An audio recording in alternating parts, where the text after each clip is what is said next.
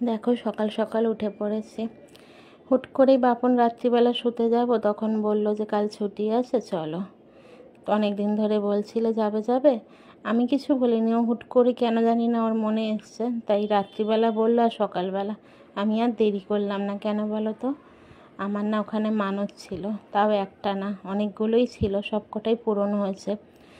তো যেহেতু মানত ছিল, মানতের পুজো দেরি করতে নেই, যতটা তাড়াতাড়ি সম্ভব দিয়ে দেওয়াই ভালো। আর হুট করে প্ল্যান করলাম, তাই আমার মেয়ে বোন কেউই আসতে পারলো না। ওরা আসলে বেশ ভালো লাগে, মজা হয়, যেখানে যাই সবাই একসাথে, তো তাই কেমন একটা লাগছিল। তো যাই হোক, এইবার নয় আমরা দুজনেই পুজো দিয়ে নিই, পরের বার পুরো ফ্যামিলি নিয়ে আসবো, ওদের নিয়ে আসবো। অনেক বছর ধরেই আসতে চাইছি জানো তো, 1-2 বছর ধরে, তো কোনো না কোনো বাধা পড়ে যায়। তাই ভোলে বাবা যখন ডেকেছে আর আমি দেরি করলাম না। দেখো এখানে এসে আমি ডালা নিয়ে নিলাম।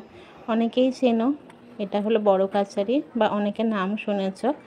আমি তো খুব মানি, খুব জাগ্রত জায়গা, পারলে একবার এসে পুজো দিয়ে যেও তোমরা। দেখো মানত কার পূরণ হয়েছে আর কে পুজো দিচ্ছে। আমিও দিয়েছি, কিন্তু এখানে আসল পুজো দেওয়ার নিয়ম হলো এখানে এসে এই পুকুরটাতে স্নান করতে হয়। স্নান করে ডুব দিয়ে তারপরে জল নিয়ে ভোলে বাবার মাথায় ঢালতে হয়। এর আরও অনেক কাহিনী আছে, বলবো ছোট করেই বলবো, অনেকেই জানো অনেকে জানো না, তাই ছোট করেই বলবো।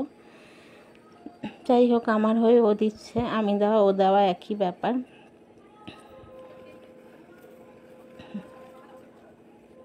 দেখো আমি ডালা হাতে দাঁড়িয়ে রয়েছি, ও যতক্ষণ স্নান করছে। চুলের অবস্থা দেখো, বাইকে এসে ঘেটে তো যাই হোক, ঘাট পাড়ে এটা খুব সম্ভবত বেহুলা লক্ষিন্দরের মূর্তি।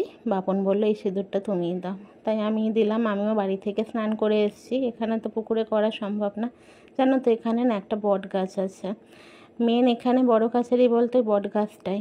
এখানে মানত করতে হয় কিভাবে জানো? কাগজে লিখে, বলে কাগজটা সোজা করে খুলে ঝোলাতে হয়। দেখো সামনে কাগজে পাহাড় ভর্তি। রাত্রিবেলা বাবা এসে নাকি এগুলো সব পরে কাচারি করে, এটাই হলো মেন। তো যাই হোক, আর ভিডিও করা হলো না, এইটুকুই করলাম। তোমরা পারলে একদিন এসো। বেরিয়ে তো খুব জোর খিদে পেয়েছে, দেখলাম কাকুটা গরম গরম পরোটা ভাজছে। অনেকগুলোই দোকান আছে, তো যেহেতু এখানে গরম গরম ভাজছে, তাই দুজন বসে পড়লাম খেতে। খাওয়া শেষে একটু মিষ্টি নিলাম।